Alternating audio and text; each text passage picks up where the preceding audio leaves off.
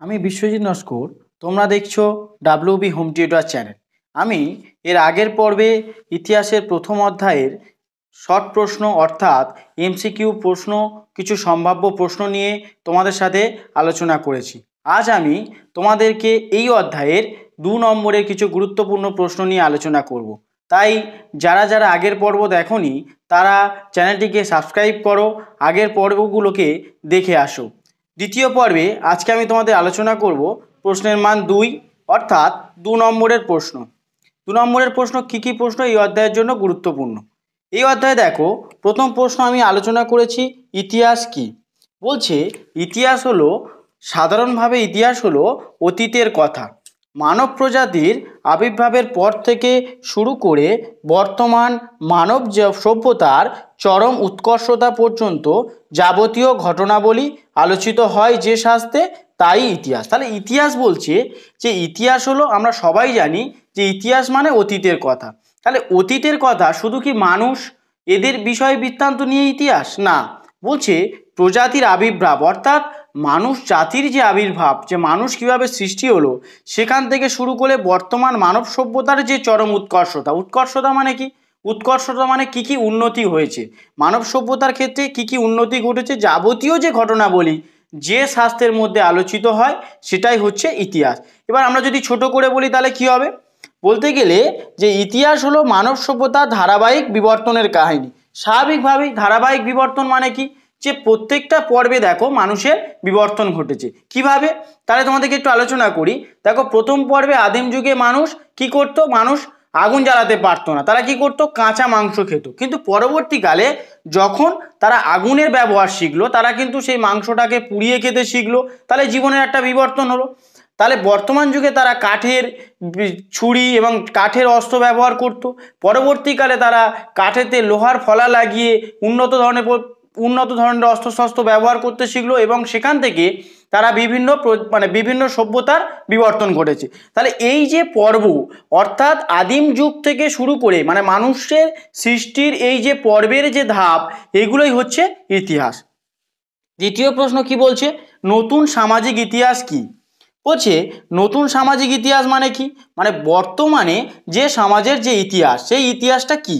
এখানে বলছে দেখো, রাজা মহারাজা বা অভিজাত সমাজের মানুষের আলোচনা ছাড়াও বর্তমানকালে কি হচ্ছে, বর্তমানকালের ইতিহাসে কারা স্থান পাচ্ছে একটু আমরা খেয়াল করলে এখানে বুঝতে পারবো। দেখো, বলছে বর্তমানকালে ইতিহাসের সমাজের নিম্নবর্গের সাধারণ মানুষ, যেমন কৃষক, শ্রমিক, মজুর, নারী। তাহলে কারা কারা স্থান পাচ্ছে বর্তমানে নতুন সামাজিক ইতিহাস চর্চায়? এখানে একটু খেয়াল করো। কৃষকরা স্থান পাচ্ছে, শ্রমিকরা স্থান পাচ্ছে, মজুর, নারী, এরা প্রমুখ সকলের আলোচনা হয়। তাহলে 20 শতকের দ্বিতীয়ার্ধে শুরু হওয়া এইরূপ ইতিহাস চর্চাকে কি ইতিহাস চর্চা বলছি? নতুন সামাজিক ইতিহাস বলছি। তাহলে দেখো, আদিম যুগের ইতিহাসগুলোকে আমরা দেখতে পাবো রাজা মহারাজাদের কাহিনী বেশিরভাগ অংশে লেখা আছে। সেই ইতিহাসে কিন্তু এই ইতিহাসে কোনোভাবেই সাধারণ মানুষের স্থান ছিল না। পরবর্তীকালে এই যে নতুন সামাজিক ইতিহাস চর্চা শুরু হলো 20 শতকের দ্বিতীয়ার্ধের পর থেকে, তখনই কিন্তু এই ইতিহাস চর্চায় কৃষক শ্রেণী, শ্রমিক শ্রেণী, মজুর শ্রেণী, নারী, এরা প্রত্যেকেই স্থান পেল। তাই এই ইতিহাসের নাম হচ্ছে নতুন সামাজিক ইতিহাস। আচ্ছা, নতুন সামাজিক ইতিহাস চর্চা বিষয়ক কয়েকটি গ্রন্থের নাম। এটা খুবই গুরুত্বপূর্ণ প্রশ্ন যে নতুন ইতিহাস চর্চা বিষয়ক কি গ্রন্থ আমাদের কাছে রয়েছে, উল্লেখযোগ্য গ্রন্থ। বলছে রঞ্জিত গুহের লেখা সিলেক্টেড সাবলটান স্টাডিজ, আরেকটি গ্রন্থ আছে এলিমিনেটারি অ্যাসপেক্ট অফ পিজেন্ট। এই দুটো গ্রন্থ। আরেকটা কি বলছে? আরেকটা বলছে ইনসার্জেন্সি ইন কলোনিয়াল ইন্ডিয়া। আরেকটা আছে সাবলটান স্টাডিজ রিডার। কত সাল? 1986 সাল থেকে 1995 সাল। এটা কার লেখা? রণজিৎ গুহের লেখা।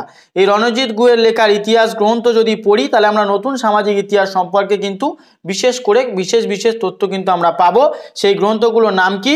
বলছে selected subaltern studies, elementary aspect of peasants, আর insurgency in colonial India, subaltern studies reader 1986 থেকে 1995। আরেকটি লেখক যিনি লিখেছেন নতুন সামাজিক ইতিহাস চর্চার বিষয়ক গ্রন্থ, সেটা হচ্ছে পার্থ চট্টোপাধ্যায়ের লেখা সাবলটান স্টাডিজ, জ্ঞানেন্দ্র পাণ্ডের লেখা এ হিস্ট্রি অফ প্রিজুডিস। দেখো পরবর্তীকালে কি প্রশ্ন বলছে, তার পরের প্রশ্নে কি বলছে, সাম্প্রতিককালে কারা খেলাধুলার ইতিহাস চর্চায় গুরুত্বপূর্ণ ভূমিকা নিয়েছে। বলছে যে এখানে আমি আগের পর্বে আমি আলোচনার সময় বলেছিলাম যে ইতিহাসের ধারণার মধ্যে কি কি বিষয়বস্তু আছে। আমি বারবার তখন আলোচনার সময় বলেছিলাম যে এখানে খেলার ইতিহাস চর্চা আছে, চলচ্চিত্রের ইতিহাস চর্চা আছে, নতুন সামাজিক ইতিহাস চর্চা আছে, নারী ইতিহাস চর্চা আছে। এই সমস্ত নিয়েই কিন্তু এই তোমাদের প্রথম অধ্যায়। আর এখানে একটা কথা বলি, যাদের ক্ষেত্রে এই প্রশ্নগুলি বুঝতে অসুবিধা হবে তারা কমেন্টসে অবশ্যই জানাবে যে কোথায় কোন প্রশ্নটা বুঝতে অসুবিধা হয়েছে। আমি সেই বিষয়টাকে নিয়ে আবার পরবর্তী ভিডিওতে আলোচনা করব।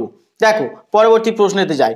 সম্প্রতিকালে কারা খেলাধুলার ইতিহাস চর্চার গুরুত্বপূর্ণ ভূমিকা নিয়েছে। কারা কারা নিচ্ছে, দেখো সম্প্রতিকালে মানে সেই সময়কালে কারা কারা নিচ্ছে, জে.এস. ম্যাসন, রিচার্ড হোল্ট, গৌতম ভট্টাচার্য, কৌশিক বন্দ্যোপাধ্যায় প্রমুখ খেলার ইতিহাস চর্চার ক্ষেত্রে কিন্তু গুরুত্বপূর্ণ ভূমিকা নিয়েছে। এই সমস্ত ঐতিহাসিকেরা খেলার ইতিহাস চর্চার ক্ষেত্রে গুরুত্বপূর্ণ ভূমিকা নিয়েছে। তাহলে নেক্সট প্রশ্ন কি আছে, নেক্সট প্রশ্ন বলছে নিম্ন বর্গের ইতিহাস চর্চা বলতে কি বোঝো। খুব গুরুত্বপূর্ণ প্রশ্ন এই অধ্যায়ের ক্ষেত্রে, এটা স্টার মেরে রাখতে পারো যে নিম্ন বর্গের ইতিহাস চর্চা বলতে কি বোঝো। দেখো নিম্ন বর্গের ইতিহাস চর্চা মানে কি, যেখানে সমস্ত নিম্নবর্গ বলতে কি বোঝায়, যেখানে জাতি থাকবে, ধর্ম, শ্রেণী, লিঙ্গ এগুলো কিছুই থাকবে না, সমস্ত সাধারণ মানুষকে নিয়ে এই ইতিহাস চর্চা করা হবে। এই ইতিহাস চর্চাকে নিম্নবর্গের ইতিহাস চর্চা বলবো। দেখো এখানে আমি লিখেছি কত থেকে শুরু হচ্ছে, 1980-এর দশক থেকে ভারত সহ দক্ষিণ এশিয়ায় বিভিন্ন গবেষকের উদ্যোগে জাতি, শ্রেণী, লিঙ্গ, ধর্ম প্রভৃতি নির্বিশেষে নিম্নবর্গের সাধারণ মানুষকে নিয়ে ইতিহাস চর্চা যথেষ্ট বৃদ্ধি পেয়েছে। আর এই যে ধারা, এই ধারাকেই বলা হচ্ছে নিম্নবর্গের ইতিহাস চর্চা বা সাবলটান স্টাডিজ। এখানে একটা গুরুত্বপূর্ণ কথা বলে দিই, এই নিম্নবর্গের ইতিহাস চর্চা আমরা দেখলাম যে শুরু হলো কত, 1980-এর দশক থেকে। কোথায়, ভারত সহ দক্ষিণ এশিয়ার বিভিন্ন গবেষকের উদ্যোগে, যেখানে কি জাতি, শ্রেণী, লিঙ্গ, ধর্ম প্রভৃতি নির্বিশেষে মানে এগুলোর কোনো ভেদাভেদ থাকবে না, নিম্নবর্গের সাধারণ মানুষকে নিয়ে ইতিহাস চর্চা শুরু হবে। এই ইতিহাস চর্চার নাম হচ্ছে নিম্নবর্গের ইতিহাস চর্চা। পরের প্রশ্ন কি বলছে, রণজিৎ গুহ রচিত নিম্নবর্গের ইতিহাস চর্চা বিষয়ক কয়েকটি গ্রন্থের নাম লেখো। তাহলে দেখো আমি এর আগে একটু বলি, নিম্নবর্গের ইতিহাস চর্চার ক্ষেত্রে গুরুত্বপূর্ণ ভূমিকা নিয়েছিল রণজিৎ গুহ। এই রণজিৎ গুহ নিম্নবর্গের ইতিহাস চর্চাকে অনেকটা এগিয়ে নিয়ে যায়। এই নিম্নবর্গের ইতিহাস চর্চা বিষয়ক রণজিৎ গুহের কয়েকটি গ্রন্থের নাম আমরা কিন্তু এবারে আলোচনা করব। কি কি, দেখো সিলেক্টেড সাবলটান স্টাডিজ, কি বলেছি, সিলেক্টেড সাবলটান স্টাডিজ। 2 নম্বরে কি বলেছে, elementary aspect of peasants insurgency in colonial India. 3 নম্বরে কি বলছে, সাবলটান স্টাডিজ রিডার 1986 থেকে 1995। এইটা কি, এই গ্রন্থ তিনটি নিম্নবর্গের ইতিহাস চর্চা বিষয়ক গ্রন্থ। আমি এর আগেই বলেছিলাম। তার পরের প্রশ্ন দেখো, নেক্সট প্রশ্ন, খেলার ইতিহাস চর্চার গুরুত্ব কি। খুব গুরুত্বপূর্ণ প্রশ্ন, অনেকবার পরীক্ষায় এসেছে, এই প্রশ্নটি খুবই গুরুত্বপূর্ণ। দেখো খেলার ইতিহাস চর্চা গুরুত্ব কি, দেখো আমরা প্রত্যেকেই জানি যে কোনো দেশের খেলা কোনো দেশের জন্য বিখ্যাত। দেখো আমাদের দেখো ইংল্যান্ডে একটি বিশিষ্ট খেলা আছে, ভারতে একটি বিশিষ্ট খেলা আছে, এরকম প্রত্যেক দেশে বিশিষ্ট বিশিষ্ট কিছু খেলা আছে, খেলার জন্য তারা বিখ্যাত। দেখো এই ক্ষেত্রে তাহলে খেলার ইতিহাস চর্চা গুরুত্বপূর্ণ কি, বলছে খেলার ইতিহাস চর্চার মাধ্যমে 1 নম্বর গুরুত্ব কি দিয়েছি, দেখো বলছে কোনো দেশ বা জাতির জাতীয়তাবাদ, সাম্প্রদায়িক অবস্থান, নানান সামাজিক দিক খেলাধুলার মাধ্যমে প্রকাশ পায়। স্বাভাবিকভাবেই তোমরা প্রত্যেকেই জানো যে একটা দেশ খেলার মাধ্যমে আমরা প্রত্যেকে চিনে থাকি। দ্বিতীয়তে কি বলছে, বিভিন্ন দেশ ও জাতির মধ্যে যোগাযোগ ও সম্পর্ক গড়ে তোলার ক্ষেত্রে খেলাধুলার বিশেষ ভূমিকা রয়েছে। স্বাভাবিকভাবেই বিভিন্ন দেশের খেলোয়াড়রা বিভিন্ন দেশে যায়, সেই দেশের খেলোয়াড়রা অন্য দেশে যায়, এইভাবে তাদের কিন্তু একটা যোগাযোগ এবং সম্পর্ক গড়ে ওঠে। তাহলে খেলাধুলার ক্ষেত্রে বিশেষ ভূমিকা পালন করছে। নেক্সট প্রশ্ন কি বলছে, নেক্সট প্রশ্ন বলছে খেলাধুলার ইতিহাস চর্চা বিষয়ক কয়েকটি উল্লেখযোগ্য গ্রন্থ। এই গ্রন্থগুলো অনেকবার পরীক্ষা এসেছে, এটাও তোমরা লিখে রাখতে পারো। খুব গুরুত্বপূর্ণ প্রশ্ন, প্রত্যেকটি প্রশ্ন তোমাদেরকে বারবার বলছি যে প্রশ্নগুলো আমি আলোচনা করছি প্রত্যেকটি গুরুত্বপূর্ণ প্রশ্ন 2025-এর মাধ্যমিক পরীক্ষার্থীদের জন্য। তোমরা ভালো করে এগুলো মনোযোগ দিয়ে পড়বে। তোমরা আশা করব তোমরা এর মধ্যে 80%-র বেশি প্রশ্ন তোমরা কমন পেয়ে যাবে। তোমরা তাই ভালো করে মনোযোগ দিয়ে শুনবে এবং পড়বে। যদি কোথাও কোনো অসুবিধা থাকে সেটা তোমরা কমেন্টসে জানাবে, আমি সেগুলো যত সম্ভব আলোচনা করে দেওয়ার চেষ্টা করব। আর যাদের যাদের চ্যানেল আর নতুন রয়েছে তারা চ্যানেলটাকে সাবস্ক্রাইব করবে পরবর্তী পার্টের ভিডিওগুলোকে পাওয়ার জন্যে। তাহলে বলছে কি, খেলাধুলার ইতিহাস চর্চা বিষয়ক উল্লেখযোগ্য গ্রন্থের নাম। কি বলছে, খেলাধুলার ইতিহাস চর্চা বিষয়ক উল্লেখযোগ্য গ্রন্থ হলো কি বলেছে, বড়িয়া মজুমদারের কি ক্রিকেট ইন কলোনিয়াল ইন্ডিয়া। আবার বলছে বড়িয়া মজুমদার ও কৌশিক বন্দ্যোপাধ্যায় এখানে দুজন মিলিয়ে লিখেছে কি গ্রন্থ, a social history of Indian football striving to score. আরেকটি কৌশিক বন্দ্যোপাধ্যায়ের লেখা গ্রন্থ হচ্ছে খেলা যখন ইতিহাস। তাহলে এই কটা প্রশ্ন কি বলছি, খেলার ইতিহাস চর্চা বিষয়ক এই কয়েকটি গ্রন্থ কিন্তু খুবই উল্লেখযোগ্য। নেক্সট প্রশ্ন কি বলছে, ঢাকাই খাবার কি। খুবই প্রচলিত একটা খাবার, যেটা বাংলাদেশে ঢাকা যখন প্রাদেশিক রাজধানী ছিল তখন এখানকার রন্ধন প্রণালীর সঙ্গে পারস্যিক খাদ্যরীতির সংমিশ্রণ ঘটে। কিসের, দেখো ঢাকা যখন কি বলছে প্রাদেশিক রাজধানী ছিল তখন এখানকার রন্ধন প্রণালী মানে রান্নার যে প্রণালী তার সঙ্গে পারস্যিক খাদ্যরীতির সংমিশ্রণ ঘটে। এর ফলে যে খাবার প্রস্তুত হয় তা ঢাকাই খাবার নামে পরিচিত। দেখো এখানে আরেকবার বলি বিষয়টা, বলছে ঢাকা যখন প্রাদেশিক রাজধানী ছিল মানে ঢাকা যখন রাজধানী ছিল কোনো প্রদেশের, তখন এখানকার রন্ধন প্রণালী মানে যে রান্নার যে প্রণালী তার সঙ্গে পারস্যিক খাদ্যরীতির সংমিশ্রণ ঘটে, মানে অন্য একটি পারস্যিক খাদ্যরীতির মিশ্রণ ঘটে। এর ফলে যে খাবার প্রস্তুত হয় তা ঢাকাই খাবার নামে পরিচিত। তাহলে এই ঢাকাই খাবারের মধ্যে কি কি বিষয় অন্তর্ভুক্ত আছে দেখে নাও, খিচুড়ি, হালিম, চালের গুঁড়োর পিঠে, এগুলো কিন্তু ঢাকাই খাবারের মধ্যে শ্রেণীর মধ্যে অন্তর্ভুক্ত। নেক্সট প্রশ্ন কি বলছে, হরিপদ ভৌমিক ইতিহাসে বিখ্যাত কেন। দেখো গবেষক হরিপদ ভৌমিক তার রসগোল্লা বাংলা জগৎ মাতানো আবিষ্কার গ্রন্থে দাবি করেছেন বাংলার নদিয়া জেলার ফুলিয়ায় হারাধন ময়রা আদি রসগোল্লা সৃষ্টিকর্তা, এই কারণে ইতিহাসে বিখ্যাত। তাহলে হরিপদ ভৌমিক কেন বিখ্যাত, গবেষণা করে গবেষক হরিপদ ভৌমিক দেখেছেন যে বাংলার মানে রসগোল্লা বাংলার জগৎ মাতানো তার আবিষ্কার, আর এই গ্রন্থে দাবি করেছিল যে নদিয়া জেলার ফুলিয়ার হারাধন ময়রা এই রসগোল্লার প্রথম আবিষ্কার করে। নেক্সট প্রশ্ন কি বলছে, দেখো আমি এর আগেই বলেছিলাম যে নাটকের ইতিহাস চলচ্চিত্রের ইতিহাস এক্ষেত্রে গুরুত্বপূর্ণ। এই প্রশ্নটা কিন্তু খুবই গুরুত্বপূর্ণ যে ইতিহাস চর্চায় নাটকের ইতিহাস গুরুত্বপূর্ণ কেন। নাটকের ইতিহাস গুরুত্বপূর্ণ কেন, তৎকালীন তোমরা দেখবে যে বহু নাটক হয়েছিল কি ব্রিটিশ শাসনের প্রতিবাদে, অর্থাৎ ব্রিটিশ শাসনের বিরুদ্ধে প্রতিবাদ জানানোর জন্য অনেক নাটক রচনা করা হয়েছিল। সেই সময় তোমরা দেখো নীলদর্পণ, দেখো ইংরেজদের যে অত্যাচার, সেই নীলকর সাহেবদের যে অত্যাচার তার বিরুদ্ধে কিন্তু এই নীলদর্পণ নাটক রচনা করেছে। তাহলে কি হয়েছিল দেখো এখানে গুরুত্বর মধ্যে কি দিয়েছি, দেখো পয়েন্ট এখানে আমরা 4টে পয়েন্ট দিয়েছি, তোমরা 2টো দিতে পারো, অসুবিধা নেই। দেখো বলছে কোনো সমাজের সমকালীন বিনোদনের সম্পর্কে আভাস পাওয়া যায়, স্বাভাবিকভাবেই সেখানকার সমাজ ব্যবস্থা কীরকম সেই সম্পর্কে আমরা জানতে পারবো।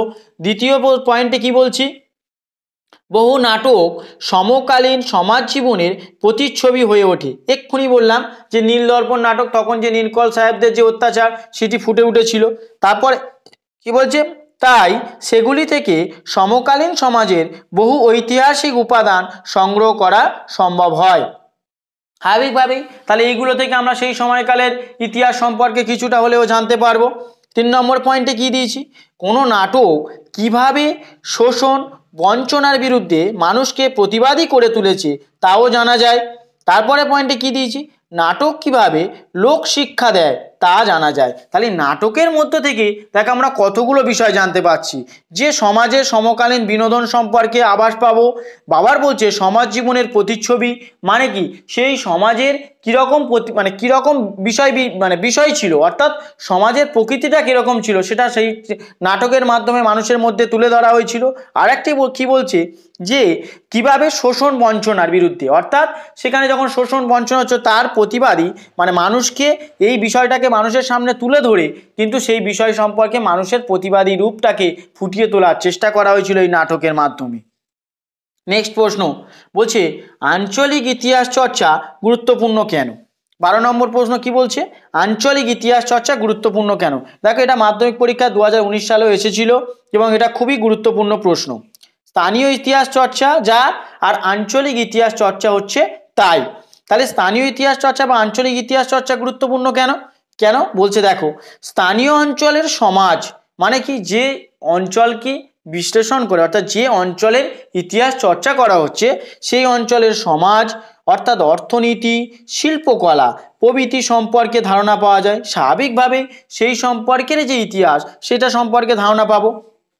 দ্বিতীয় কি বলছে, জাতীয় ইতিহাস চর্চার জন্য প্রয়োজনীয় বিভিন্ন উপাদান পাওয়া যায়। আঞ্চলিক ইতিহাসের মাধ্যমেই জাতীয় ইতিহাস পূর্ণাঙ্গ রূপ পায়। স্বাভাবিকভাবেই জাতীয় ইতিহাস মানে কি, সমগ্র জাতিটাকে কেন্দ্র করে। তাহলে স্থানীয় ইতিহাস চর্চা সম্পর্কে যদি আমরা না জানি তাহলে সেই বিষয় সম্পর্কে আমরা অবগত হতে পারবো না, অর্থাৎ পূর্ণাঙ্গ ধারণা পাবো না। তাই আগে কি করতে হবে, স্থানীয় ইতিহাস চর্চা বা আঞ্চলিক ইতিহাস চর্চাকে গুরুত্ব দিতে হবে। তাহলে আঞ্চলিক ইতিহাস চর্চার গুরুত্বটাকে জানলে তারপর আমরা সেই বিষয় সম্পর্কে অবগত হতে পারবো। তাহলে আজ আমি এই পর্যন্ত তোমাদের আলোচনা করলাম। পরবর্তী ভিডিও পাওয়ার জন্য তোমরা চ্যানেলটাকে সাবস্ক্রাইব করো, সঙ্গে থাকো এবং ভালো লাগলে একটি লাইক দিও, চ্যানেলটাকে সাবস্ক্রাইব করে রাখো। পরবর্তী ভিডিওগুলি আমি পরে আলোচনা করে দেবো।